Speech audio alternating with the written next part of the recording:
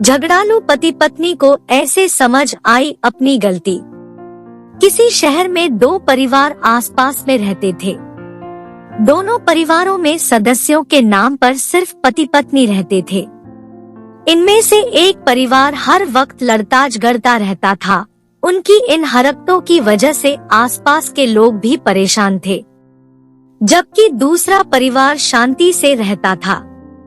उनके घर से कभी किसी तरह की लड़ाई की आवाज नहीं आती थी।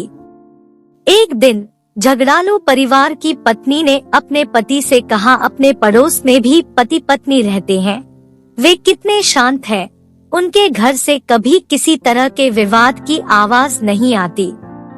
तुम जाओ और देखो कि वे इतने अच्छे तरीके से रहने के लिए क्या करते हैं। पति चुपचाप गया और छुपकर देखने लगा। उसने देखा कि पत्नी हॉल में फर्श पर पोछा लगा रही है। तभी किचन से कुछ आवाज आई और वो किचन में चली गई।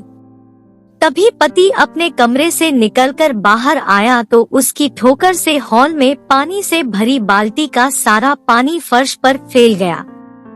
आवाज सुनकर पत्नी किचन से आई तो देखा कि पूरे फर्श पर पानी ही पानी है।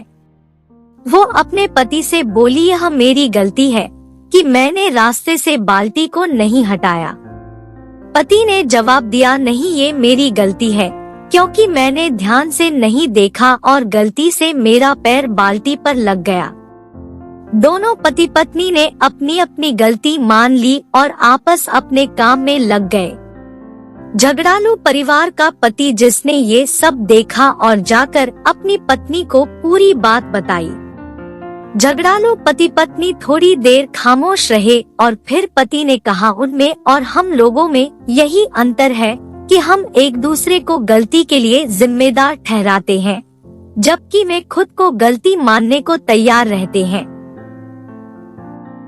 इस वजह से उनका परिवार खुशहाल है।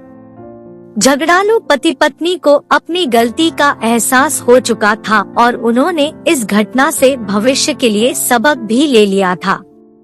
निष्कर्ष है ये कि पति पत्नी एक गाड़ी के दो पहिए के समान होते हैं।